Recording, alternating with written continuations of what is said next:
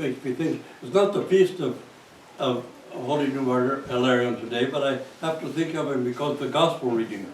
You know, the communist time, they took Hyrax and sent him to Solovki on the North Sea. And it was frozen all the time in the winter, but everybody had to go and fish through the ice to catch their own fish. But otherwise they didn't eat. So one time they were out fishing on the ice, and one Archimandrite was grumbling, having to go and fish through the ice. And Hilarion says, but you should rejoice, brother, because in former times God made fishermen into apostles, and now he's turned apostles into fishermen. So we had to. The other story I like, it reminds us of Archbishop Hilarion. One time there was, Archimandrite came, and he was in a cell. And Archimandrite Lydica asked him, oh brother, why were you brought to prison as an Archimandrite or not bishop?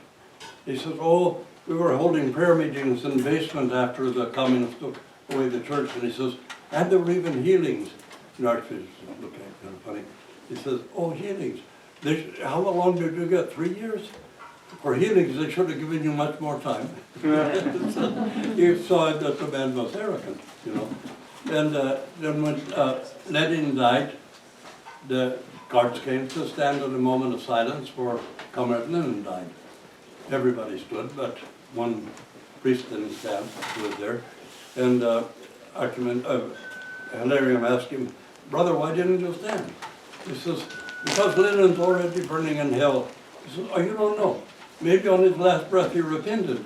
Maybe you'll be the one burning in hell and he'll be in the heavenly kingdom. You can't judge, pass such judgment.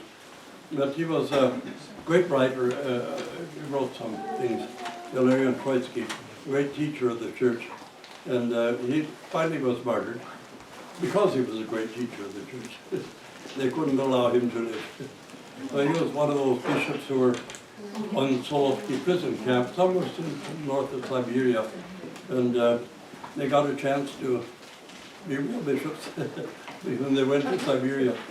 But almost all the hierarchs in Russia were killed off in one way or another, first in the Soviet Union and in the other communist countries.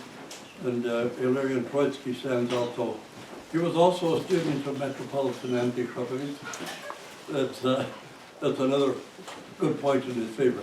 But he was also one of those who were struggling to correct the theology of the church because scholasticism came in so much from the West, especially through the Unia. And Hilarion Troitsky was following St. Anthony Shrubbery and trying to correct the theology again.